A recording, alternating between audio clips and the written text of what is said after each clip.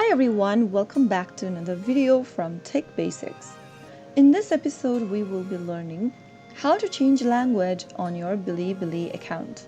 If you are looking for a way to change your display language on BiliBili, then here's how you can do it.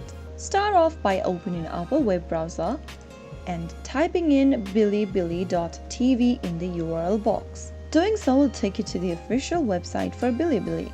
Also make sure to log into your account and then go to the upper right corner and mouse over to your profile avatar. In the expanded menu, click on the language option and select the choice of languages available and wait for a few seconds. And as you can see that you have successfully changed the display language for your BiliBili account. You can get back to the preferred language anytime you want. If you found the video to be helpful, go ahead and give us a thumbs up. Don't forget to subscribe to the channel by hitting the subscribe button. Press the bell icon so that you'll never miss another upcoming upload from us. I will be back again in the next episode. Thanks for watching.